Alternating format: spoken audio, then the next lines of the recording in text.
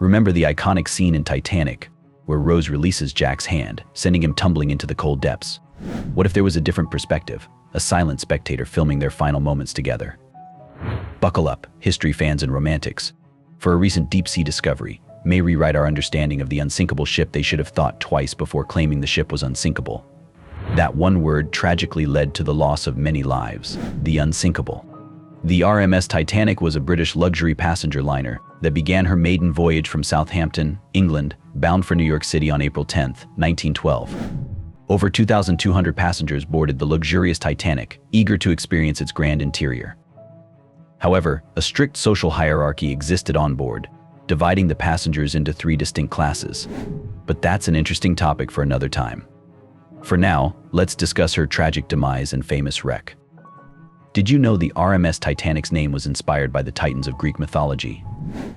On just 4 days of its maiden, the deadliest peacetime maritime disaster in history happened. On April 15, 1912, the Unsinkable struck an iceberg in the North Atlantic Ocean, ultimately sinking and taking over 1,500 lives down with it. On the night of April 14th, the Titanic received 6 urgent warnings about sea ice in its path. As it was unable to turn quickly, the ship suffered a glancing blow that buckled her starboard side and opened 6 of her 16 compartments to the sea. Captain Edward Smith, a seasoned sailor who was nearing retirement, ordered the lifeboats lowered. They said women and kids first. But as they saw the water seeping in so fast and the spaces were getting shorter, the people at the last moment began to prioritize their survival, wanting to get out alive. So wealthy individuals began to occupy the lifeboats, leaving behind the poor and even small kids. The now most iconic song "Nearer, My God, to Thee" was sung underwater as the musicians inside sang while they were sinking. Due to the prioritization of class even during this disaster, the lifeboats on the Titanic were filled unevenly. Some lifeboats were even left half empty, causing many people to face death. Just to survive, the poor passengers clung to the debris. The Carpathia arrived in the area at approximately 3:30 a.m., more than an hour after the Titanic. Over the next several hours, the Carpathia picked up all survivors. Wreck of the Titanic. In a mere 2 hours and 40 minutes, the Titanic sank. Given that it was marketed as an opulent passenger liner, nobody anticipated this would occur. Unfortunately, it fell, and the wreckage was lost to sight for 73 years. On September 1, 1985, the wreck of Titanic was found underwater by a joint American-French expedition led by Dr. Robert Ballard and Jean-Louis Michel. The search for the wreck required round-the-clock sonar search efforts and was funded by various organizations, including the U.S. Navy. The wreck was found at a depth of about 12,500 feet, 3,800 meters in the North Atlantic Ocean, approximately 370 miles, 600 kilometers southeast of Newfoundland. The wreck was in 2 main pieces, lying approximately 1,970 feet, 600 meters apart. While the stern section was severely destroyed and dispersed over a considerable region, the bow section was found to be mostly intact. The discovery of the Titanic wreck generated significant public interest and made headlines around the world. It shed light on the state of the wreck site and offered valuable insight into the circumstances preceding the ship's sinking.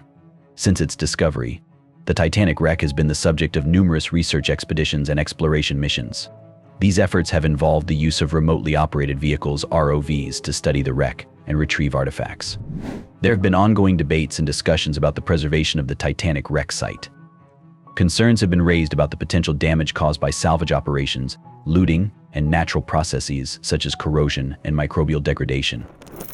The Titanic wreck site is subject to various international agreements and regulations aimed at protecting its historical and cultural significance. Efforts have been made to designate the site as an international maritime memorial and establish guidelines for its preservation and management. Despite its remote location and extreme depth, the Titanic wreck has become a popular destination for deep-sea tourism and exploration. Submersible dives to the wreck site offer a rare opportunity for researchers and enthusiasts to witness the remains of the iconic ship firsthand, before the wreck was found. Let's go back before the wreck was found, as finding it was not an easy task. Without delay, after the Titanic sank on 15 April 1912, there were a lot of proposals to salvage it from its seabed in the North Atlantic Ocean, despite the exact location and condition being unknown. The families of the Titanic victims who were wealthy all came together and formed a consortium and contracted the Merritt and Chapman Derrick and Wrecking Company to raise the Titanic. They did not proceed with the project as the divers could not even reach a substantial portion of the required depth, where the pressure was over 6,000 pounds per square inch, about 400 standard atmospheres. Upon the plan's failure, the company chose to drop dynamite on the wreck to extricate bodies that would float to the waterline, but they gave up after oceanographers claimed that the bodies would have been compressed into gelatinous lumps by the intense pressure. But their theory was incorrect. Whale falls show that water-filled carcasses, in this case, cetaceans, can drop to the bottom virtually whole. This phenomenon was not discovered until 1987, and it was the same submersible that was used for the first crewed mission to the Titanic the year before. The bodies of the Titanic victims would not have been able to rise to the waterline because of the high pressure and low water temperature, which would have prevented considerable amounts of gas from accumulating during decomposition. Attempts made in 60s and 70s. In the mid-60s, Douglas Woolley, a hosiery worker from England, proposed a plan to find the Titanic by using bathyscaphe and raise the wreck by inflating nylon balloons that would be attached to her hull. The main motto of this plan was to bring the wreck into Liverpool and convert it into a floating museum. The Titanic Salvage Company was founded to oversee the program, and a group of West Berlin industrialists formed Titanic Treasure to provide financial backing. The idea failed when its proponents realized they couldn't solve the problem of how the balloons would be filled in the first place. Calculations revealed that it may take 10 years to generate enough gas to overcome the water pressure. Various proposals were made during the 70s, including pumping molten wax or Vaseline into the wreck to lift it to the waterline.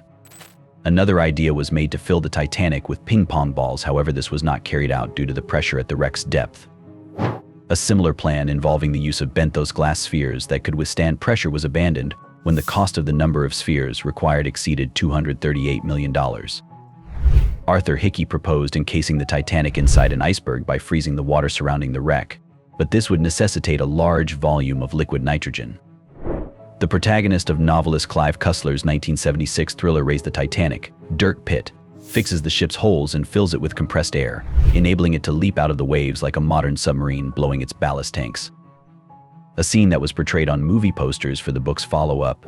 Made with a 55-foot model of the Titanic, this was an artistically stimulating highlight of the movie, but it was not technically feasible. At the time of the book's writing, it was still believed that the Titanic sank in one piece. Robert Ballard of the Woods Hole Oceanographic Institution had a long-standing interest in excavating the Titanic. Early negotiations with potential funders went apart because they wanted to turn the disaster into souvenir paperweights. Ballard created Seasonics International Ltd. to rediscover and examine the Titanic. In October 1977, he attempted to locate the ship with the Alco Corporation's deep-sea salvage vessel Sea Probe, but the trip failed when the drilling pipe broke. The Walt Disney Company and National Geographic magazine discussed collaborating to use the aluminum submersible Illuminaut to search for the Titanic in 1978.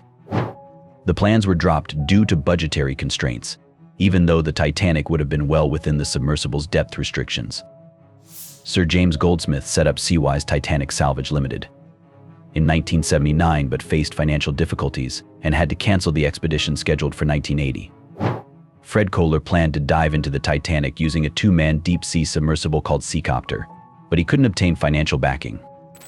Another proposal involved using a semi-submersible platform mounted with cranes to winch the wreck off the seabed and carry it to shore.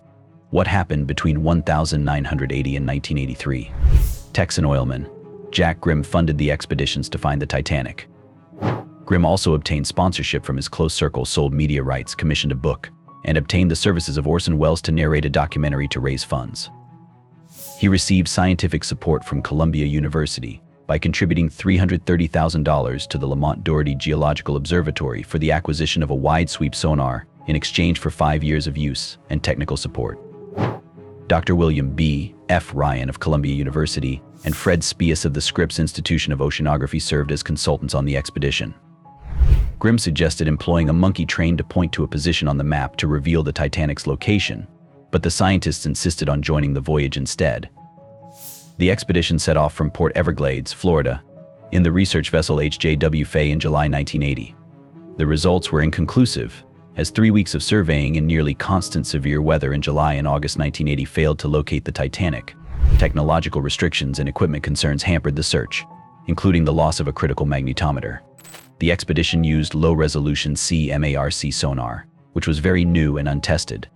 Despite this failure, A documentary named Search for the Titanic was made with Orson Welles. In June 1981, Jack Grimm conducted a second excursion to the North Atlantic aboard the research vessel Gyre, accompanied by scientists Spies and Ryan. With improved equipment, including the Scripps deep tow sonar system, the team set out to find the Titanic wreck. Bad weather and equipment faults slowed the expedition's progress, but they persisted. Reports on the findings varied, with some claiming natural targets and others reporting the discovery of a bizarre object like a propeller blade. Grimm felt that the discovery of the object showed the presence of the Titanic, but scientists disagreed on how to interpret the results. Grimm's sonar device had gone extremely close to the Titanic's stern on both trips, according to an analysis of his data, but Grimm was unable to verify what was below the surface in the absence of a suitable magnetometer. The deep tow also traveled within 1.5 miles of the Titanic's stern portion on his second excursion. The enigmatic object, named Grimm's propeller, vanished from sight, but scientists couldn't agree on why it resembled a propeller blade. Grimm made a third attempt to find the Titanic, this time with Dr. William B. Ryan aboard the research vessel Robert D. Conrad. The mission used a magnetometer and sonar to search the area surrounding the mystery object discovered during the second voyage. The mission was forced to conclude prematurely due to severe weather, leaving no important results. Regardless of Grimm's attempts, the final resting location of the Titanic remained unknown for another 2 years. The discovery of Grimm's propeller and close encounters with the Titanic's stern indicated the wreck's location, but conclusive evidence remained difficult. The location of the Titanic's final resting site remained a mystery for a further 2 years, despite Grimm's best efforts. Grimm's propeller's discovery and near misses with the Titanic's stern suggested the wreck was nearby, but conclusive proof was hard to come by. How Ballard team found the wreck. In 1985, the American-flagged Woods Hole Oceanographic Institute and the French Institute for Marine Research IFREMER started a joint expedition to discover the Titanic's remnants. Dr. Robert Ballard directed the American endeavor, while Jean-Louis Michel oversaw the French exploration from IFREMER. The French focused on bottom profiling using sonar, or SAR, mapping the approximate location of the Titanic's sinking and essentially mapping the same basic search area that Jack Grimm had previously scanned. However, the SAR scanning's results were unclear and did not identify anything that could be definitively recognized as the Titanic. Robert Ballard was working undercover for the U.S. Navy to investigate and record the defunct nuclear submarine USS Scorpion while the IFREMER search was underway. The U.S. Navy used the Titanic as a front for this work, along with other relevant books and movies. The documentary Titanic's Nuclear Secret was based on the analysis of Scorpion and its subsequent results. With just 1 week remaining, Ballard set out to locate Titanic after examining Scorpion. Only a sizable portion of the ocean floor remained to be surveyed after 75% of it was removed by the French SAR survey. Ballard decided to employ ARGO to examine the ocean floor after learning more about it during his covert trip to document Scorpion. ARGO was a towed camera sled, mounted with special lights and a sensitive camera to bring back live snaps of what lay on the seabed, given the size of the search area on September 1st, 1985, with Jean-Louis Michel in command of the control room, and Ballard asleep in his bunk. The unmistakable image of a boiler flashed over the video monitors. Titanic had been found. The Globe learned from the site's initial examination that the big ship had actually broken into 2 parts before sinking. It was widely thought and accepted that the ship would be found intact, even despite the many tales to the contrary. For years, it had been assumed that the ship had sunk intact. For the first time since April of 1912, the term Titanic blasted over global headlines when the Nor returned to the United States to a hero's welcome. Without IFREMER's help, Robert Ballard and the Woods Hole Oceanographic Institution WHOI went back to the Titanic wreck in 1986. During this mission, the robot camera Jason Jr. JJ, along with the human submersible Alvin, conducted the ship's first official exploration. Ballard took more than 57,000 pictures and hours of video of the ship during his 11 dives in Alvin. The robot camera Jason Jr. was used to examine the ship closely during some of the dives. Even Jason Jr. was maneuvered into the ship's grand staircase by pilot Martin Bowen. A stunning crystal chandelier that was linked to the ship's sea deck landing was found during the exploration. Just as they had been in 1985, the National Geographic team was present for the exploration. Robert Ballard transformed the entire story of the Titanic's discovery and exploration into a highly regarded documentary and a big book deal. Robert Ballard failed to claim the Titanic wreck despite its exploration and discoveries. Ballard's supervisors at Woods Hole and the Navy Department allegedly first stopped him from claiming salvage.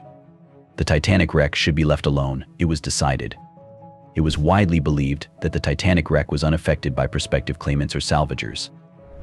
Still, Ballard's failure to claim the crash was seen as his greatest mistake. Expeditions over the years. When 1987 finally arrived, the Titanic disaster saw its first serious attempt at salvage. A mission headed by Commander Paul-Henri Nargeolet of the French organization Éphémère attempted to claim the wreckage of the Titanic. Ralph White, an explorer and historian who was part of the 85-foot team that discovered the Titanic, led the trip. Ralph White was the one who determined the exact location of the Titanic on the ocean below by learning the coordinates from a chart that had been inadvertently left behind on Ballard's ship's chart table. The position made it possible for investors George Tulloch, G. Michael Harris, and D. Michael Harris to provide the expedition's funding. These men all had a stake in the Titanic. To preserve the ship's heritage, self-made millionaire George Tulloch, a car salesman and one of the first BMW dealers in America, approached the Titanic about sharing and exhibiting her treasures. Along with being a member of the Grimm expeditionary team, Michael Harris also co-produced the documentary program Search for the Titanic, which followed Jack Grimm's journey to find the Titanic. Michael Harris, his son, was to carry on his father's legacy by investigating Titanic salvage. Having been excluded from the 1986 expedition, Commander Paul-Henri Nargeolet sought to redeem Éphémére's reputation. Using the submersible Naudil, Éphémère made 32 dives to the Titanic and retrieved approximately 1,800 artifacts. A National Geographic Society member named Jennifer Carter made history in 1987 by being the first woman to dive into the Titanic. 3 documentaries were produced as a result of the voyage, 2 of which, Treasures of the Titanic and Return to the Titanic, garnered international recognition. Ownership of the Titanic and its relics was given to Titanic Ventures Limited, which subsequently changed its name to RMS Titanic Incorporated. Controversy erupted over the removal of relics, some called the Titanic wreck an undersea grave. But claims to the ship had been forfeited and salvage laws had been followed. An American, Canadian, and Russian team together ventured into the Titanic in 1991 to make an IMAX movie. The Canadian IMAX Corporation, CBS Television Network, and the Russian PP, Shirshov Institute of Oceanology worked together on the project. In the name of the PP, Shirshov Institute, Dr. Anatoly Sigelovich supplied the means of exploration, which included the twin submersibles Mir-1 and Mir-2 and the Russian research vessel Akademik Mstislav Keldysh. Representing CBS Studios, renowned Hollywood cinematographer A.L. Giddings was on board to record material for the documentary Titanic: Treasure of the Deep. The main supporter of the expedition was IMAX producer/director Stephen Lowe, who also oversaw the recording of footage for the IMAX movie Titanica. Veteran Titanic diver historian Ralph White served as chief consultant and historian. Imre Christoph, a renowned National Geographic photographer, covered the entire journey and took pictures for the magazine. Dr. Joseph B. Macinis, a scientist and deep-sea explorer, led the IMAX trip planning. He had previously guided the 1985 Titanic mission and had dived the wreck in 1987. The main goal of the trip was to use cutting-edge IMAX technology to obtain high-quality video of the Titanic wreck for the IMAX movie Titanica. This trip was the first time the Titanic was investigated with the express intent of making an IMAX movie. It assembled a world-class group of specialists and made use of cutting-edge technology to record and present the famous shipwreck in a way never seen before. Renaming themselves Ocean Ventures Limited and Titanic Ventures Limited, the renamed RMS Titanic Inc. teamed up with the French organization Éphémère once more to carry out a sequence of dives to revisit the Titanic and retrieve relics, with a focus this time on the research of the Titanic and attempts to unravel its mysteries. This mission disproved the earlier expedition's 1987 discovery of damage along the starboard side of the Titanic, which was thought to be caused by an iceberg collision. Instead, a significant rupture from the ship's contact with the seafloor was found. Interior exploration was also done using the remotely operated vehicle Robin, and some preliminary examinations of the ship's interiors were done. During these 2 years, hundreds of artifacts and about 1,000 hours of footage were captured on expeditions. Explorers of the Titanic was filmed during the 1993 expedition and released on home video. None of every visit to the Titanic since her discovery was more important or infamous than the one led by director, writer, and producer James Cameron in 1995. Cameron proposed Romeo and Juliet on that ship to executives at Fox and Paramount Pictures. But the film, which would become famous in the Titanic world, allowed for not just a near life-size copy of the ship's complete exterior, but also a dive down to the real Titanic to mix the genuine ship with miniature and recreation. Dr. Anatoly Sigelovich, a Titanic veteran, and the Mir submersibles returned to the academic Mstislav Keldysh on this voyage. The Keldysh and Mirs were to serve as Cameron's filming platform for the expedition, as well as a vital backdrop for the film's plot. The filming below featured not only the Keldysh, MIRS, and crew, but also Hollywood cinematographer and Titanic diver E.L. Giddings, who had been there just 4 years before. This expedition, while principally done for the reasons of the future film Titanic released to worldwide acclaim in 1997, also saw the deepest internal exploration of the Titanic's passenger compartments to that point. James Cameron sent the ROV Snoop Dogg inside the Titanic. The ROV, which was designed expressly as a cinematic prop, a dope on a rope as Cameron described it, did, however, include a fully functional camera and a few hundred feet of fiber optic tether. The temptation proved too strong, and as a result, James Cameron sent his camera deep within the Titanic, capturing several astonishing scenes on video, many of which were used in his film. The now iconic fireplace in Cabin B's sitting room, the exquisite grillwork on the D-deck welcome doors, and film footage of the beautiful S-class reception room and promenade. The voyage was a huge success, and it foreshadowed the success that would come with the now iconic and legendary film production. During an expedition undertaken in 2000, RMS Titanic Inc. found nearly 800 items, including watertight door gears, perfume vials, and engine telegraphs from the ship. As a PR stunt supported by Subsea Explorer, an American couple named David Leibowitz and Kimberly Miller created a stir in 2001 when they tied the knot in a submersible on the Titanic's bow. Being the grandson of one of the crew members who survived the Titanic, Philip Littlejohn was the first person descended from a passenger or crew member to visit the wreckage on the same voyage. To film sequences for Walt Disney Pictures' 3D film Ghosts of the Abyss, James Cameron went back to the Titanic in 2001. To survey the debris field, make scientific observations, and evaluate the wreck's condition, NOAA undertook 2 trips to the Titanic in 2003 and 2004. The stern portion, the Titanic's microbiological colonies, and high-resolution mapping with stereoscopic still photos and video were the main topics of the excursions. To complete the film Last Mysteries of the Titanic, James Cameron made a second trip back. Another expedition looked for wreckage that had never been seen before, which resulted in the documentary Titanic's Final Moments: Missing Pieces. During its expeditions in 2004 and 2010, RMS Titanic Inc. created the first detailed map of the whole debris field. Sonar scans and more than 130,000 high-resolution photos of the debris field were obtained by autonomous underwater vehicles, allowing for the production of an intricate photomosaic. On the 100th anniversary of the Titanic's sinking in April 2012, the wreck qualified for UNESCO's 2001 Convention on the Protection of the Underwater Cultural Heritage. Robert Ballard came up with a proposal to keep the wreck in its current condition by painting it with anti-fouling paint using deep-sea robots that would resemble rusticles. The first crewed dive to the ship in 14 years occurred in August 2019, when a group of scientists and adventurers visited the wreckage using the Deep Submergence Vehicle Limiting Factor. Over 8 days, 5 dives were done, resulting in 4K resolution photos and incredibly precise 3D reconstructions of the wreck.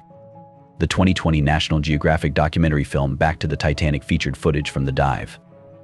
After all these years since the Titanic wreck was found in 1985, there have been numerous expeditions. These missions sought to gather relics for historical and scientific objectives, as well as to investigate, record, and preserve the Titanic wreck. Latest finds of Titanic. Using deep-sea mapping, the mapping company Magellan and the film production company Atlantic Productions produced the first full-size digital scan of the Titanic in May 2023. It appears as though the water has been sucked out of the ship thanks to the full 3D picture. It's believed the scan would reveal more information on the sinking. The scan attempts to provide new insight on what happened to the ship when it perished in 1912 after colliding with an iceberg during its inaugural voyage. Park Stevenson, a Titanic analyst, sees the scan as a significant move away from conjecture and toward evidence-based inquiry. Since her discovery in 1985, the Titanic has undergone significant exploration, yet, because of its size and the conditions of the deep sea, cameras have only captured a few images. In order to produce a precise 3D reconstruction, remotely operated submersibles surveyed the wreck for more than 200 hours and collected over 700,000 photos from every aspect. The scan reveals the Titanic to be in 2 halves, with a massive debris field encircling the bow and stern, which are separated by roughly 800 meters. Minute details, such as the serial number on one of the propellers and the scale of the ship, are visible in the scan. The bow is still recognizable even after being coated with rust stalactites, while the stern is a chaotic jumble of metal. Items found in the debris field include exquisite metalwork from the ship, statues, unopened champagne bottles, and personal belongings such as shoes. The scan allows experts to get fresh insights regarding the Titanic's impact on an iceberg and subsequent demise. It freezes the catastrophe in time, allowing specialists to examine every detail and maybe learn new facts about the marine disaster. A necklace created from a megalodon, a prehistoric shark's tooth, with gold jewelry embedded was discovered in the RMS Titanic debris. The first full-size digital scan of the Titanic was created by the Guernsey-based company Magellan, which obtained 700,000 pictures of the wreck. The scan yielded photos that showed the jewelry. An agreement between the UK and the US prohibits members of the public from taking artifacts from the wreck and surrounding bed. Magellan's crew was forced to leave the necklace where it was and was not permitted to touch the wreckage. In an attempt to locate the owner of the jewelry, Magellan is reaching out to the relatives of the 2,200 people who were on board the Titanic when it perished using artificial intelligence. The use of facial recognition and clothing analysis technology will be applied to the examination of footage of passengers entering the ship. The necklace that has been found is heartwarming even though it is not the same as the well-known jewelry from the 1997 movie Titanic. Magellan CEO Richard Parkinson calls the discovery astonishing, beautiful, and breathtaking. The captain of the MV Freya, where the scans were collected, John Eliasson, also expresses her gratitude for being included in the initiative. Details like a pair of shoes that evoke the realization of the Titanic's sinking disaster have been lauded for the high clarity of the photographs produced by the scan. When the Titanic sank, there were 29 Channel Islanders on board, 10 from Jersey and 19 from Guernsey. Mandy Leboutillier, a local Titanic researcher, talked on how seeing items like shoes can have a spooky effect on people by serving as a constant reminder of the human tragedy connected to the Titanic disaster. Titanic has always surprised everyone, with each expedition revealing a different side tale about it. The mission did not stop with the necklace. The Titanic took a large number of people into the sea with it. OceanGate, an American business, launched commercial submersible excursions of the wreck in July 2021, using its Titan submersible. Titan imploded near the wreck while diving on June 18, 2023, killing pilot Stockton Rush and 4 other passengers. On July 6, 2023, OceanGate ceased all operations. But it didn't stop there. In February 2024, RMS Titanic, Inc. planned an imaging and research expedition for the Titanic in May 2024. The Titanic tale will continue until she is submerged in the Atlantic Ocean.